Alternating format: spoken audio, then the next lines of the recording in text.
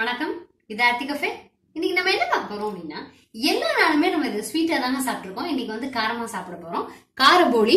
So கார போலி செய்ய தேவையான பொருட்கள்: மைதா மாவு 1 கப்பை நான் நல்லா எண்ணெய் விட்டு ஒரு தளர்த்தியா பசஞ்சு வச்சிருக்கேன். சோ இது எப்படி பசஞ்சு வச்சிருக்கேன் அப்படிங்கறத அடுத்து பார்க்கலாம். சோ கிட்டத்தட்ட ஒரு நியர்லி ஒரு 2 hours அது ஊறி இருக்கு. கடலை பருப்பு 1/2 கப்பு, நியர்லி 50 கிராம். துவரம் பருப்பு ஒரு 4 டீஸ்பூன். இது ரெண்டையுமே ஒன்னா போட்டு களைஞ்சு ஒரு அரை மணி நேரம் ஊற வச்சிருக்கேன்.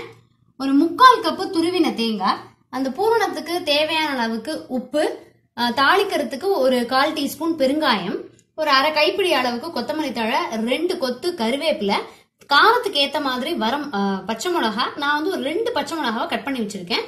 இஞ்சி தோல் நீக்கி துருவினது ஒரு 1/2 டீஸ்பூன். இந்த கடுகு தாளிக்கிறதுக்கு 1 டீஸ்பூன் எண்ணெய், 1/2 டீஸ்பூன் கடுகு.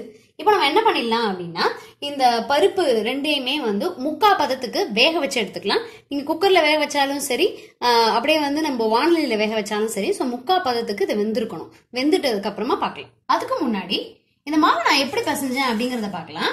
1 கப்பு மைதா மாவுல ஒரு 2 சிட்டிகை மஞ்சள் பொடி, தேவையான அளவுக்கு உப்பு, இது ஒரு 3 டீஸ்பூன் எண்ணெய் விட்டுருக்கேன். நார்மல் ஆயில் தான்.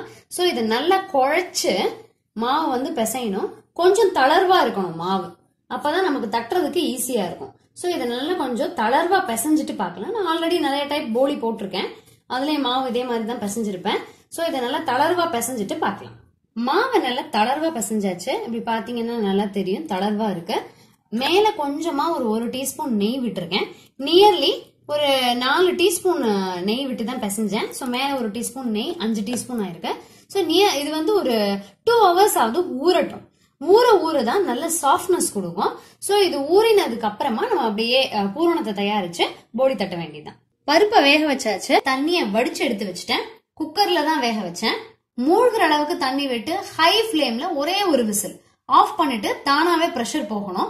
அதுக்கப்புறம் இதோட வேக்காடு எப்படி இருக்கும் அப்படின்னு பாத்தீங்கன்னா, கடலை பருப்பை எடுத்து இப்படி அழுத்தணும் அப்படின்னா தானா அழுந்தி இப்படி உடையணும். சோ இதுதான் வேக்காடு. இப்ப இங்க இந்த தேங்காய், பெருங்காயம், பச்சை மிளகா, இஞ்சி, உப்பு, இது எல்லாத்தையும் ஒன்னா மிக்சியில சேர்த்து கொஞ்சம் மசீர அளவுக்கு அரைச்சிடணும். அரைச்சதுக்கு அப்புறமா தான் இந்த பருப்பையும் சேர்த்து ஓட்டணும். சோ உப்பு டேஸ்ட் எப்படி இருக்குன்னு பாத்துக்கலாம். எல்லாத்தோடய ஒன்னா பருப்பை சேர்த்துட்டோம் அப்படின்னா ரொம்ப மசிஞ்சிடும். சோ இது எல்லாத்தையும் அரைச்சிட்டு அதுக்கப்புறம் பருப்பை சேர்த்து ஒரு ஓட்டு ஓட்டிட்டு பார்ப்போம். எல்லா இன்கிரீடியன்ஸையும் போட்டு அரைச்சாச்சு. தண்ணியே நான் சேர்க்கல. சோ இப்ப பருப்பையும் சேர்த்துருவோம். சேர்த்துட்டு வந்து ஒரு ஓட்டு ஓட்டி எடுத்துக்கலாம். பருப்பையும் சேர்த்து கொரகொரப்பா அரைச்சு எடுத்தாச்சு.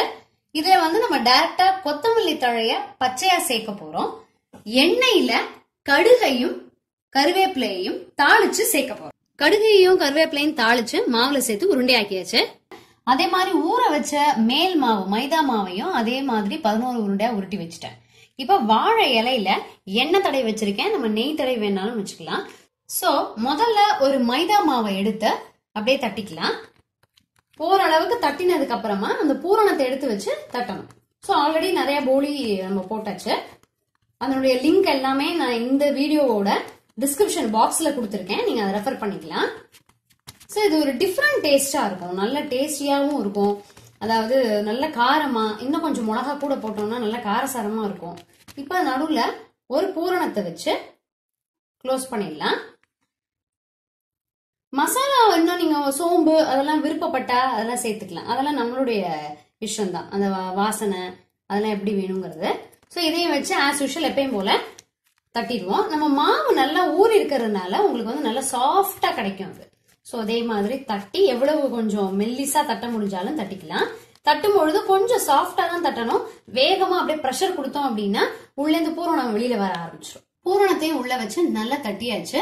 சோ இதை அப்படியே எடுத்து நல்லா காஞ்ச தோசை கல்ல போட்டுடலாம். போட்டு சுத்தி அப்படியே எண்ணெய் விட்டு நல்லா புன்னிறமா ஆனதுக்கு அப்புறமா அந்த கோல்டன் ஸ்பாட்ஸ் வரும் இல்லையா, அதுக்கப்புறம் எடுக்க வேண்டியதுதான். 2 பக்கமும் அந்த கோல்டன் ஸ்பாட்ஸ் வரணும். இந்த டிஷ் வந்து டிஃப்ரெண்டா ஒரு அருமையான ஒரு கார ரெசிபியா இருக்கும். சோ இது நல்லா அந்த கோல்டன் ஸ்பாட்ஸ் வரட்டும். கோல்டன் ஸ்பாட்ஸ் வந்தாச்சு. இன்னொரு பக்கமும் வந்திருக்கும். சோ இது அப்படியே அழகா எடுத்து வச்சிடலாம். செம ஃபென்டாஸ்டிக்கான டிஃப்ரெண்ட் டேஸ்டா இருக்கக்கூடிய கார போலி ரெடி ஆயிடுச்சு. நீங்களும் ட்ரை பண்ணி பார்த்துட்டு சொல்லுங்க. இன்னொரு சூப்பரான ரெசிபியில சந்திக்கலாம். தேங்க்யூ.